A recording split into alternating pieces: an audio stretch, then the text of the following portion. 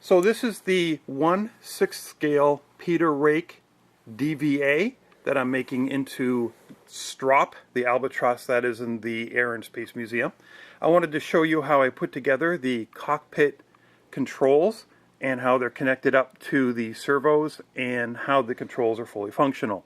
So as you can see now, we can see the aileron and the elevator, or the complete stick movement within the cockpit.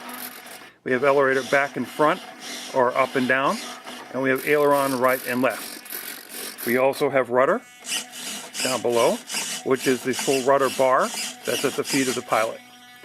So we have the aileron, elevator, and we have the rudder. Of course, the throttle is an ESC, so the throttle is on the side of the stick, and that will not be controlled by a servo. So let's break it down a little bit further on how this was done and put together.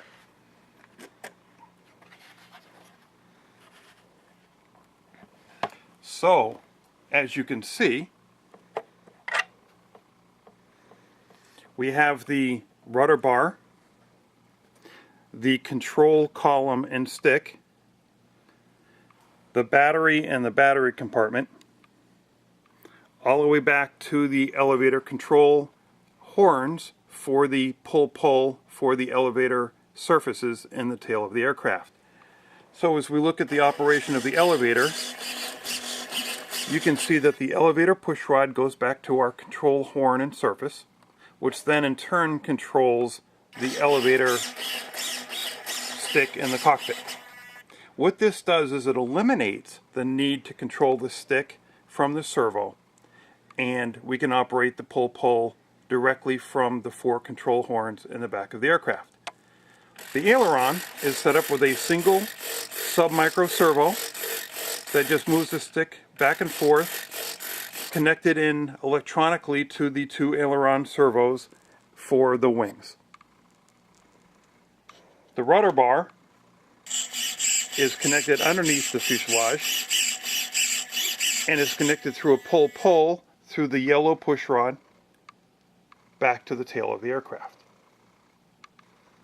If we take a quick look underneath the fuselage, what we can see is the rudder bar connected with a horn, the aileron servos, both left and right, the rudder and elevator servo that controls each push rod for the tail, the ESC with the ESC heatsink underneath the battery compartment. So as I operate the elevator, you can see the elevator going directly to the horn in the rear of the aircraft. And as I operate the rudder, you can see that operate the rudder control horn that's completely disconnected to the actual control surface. The good part about this design is if the inside control surfaces ever get bound for any reason, because I'll have a full-size pilot in the aircraft, you could see that I can move the control surfaces independently so they do not bind and they are not connected to the actual rudder. So it prevents any internal surface from binding an external surface. And yes, by the way, the compass is a real compass and is fully operating.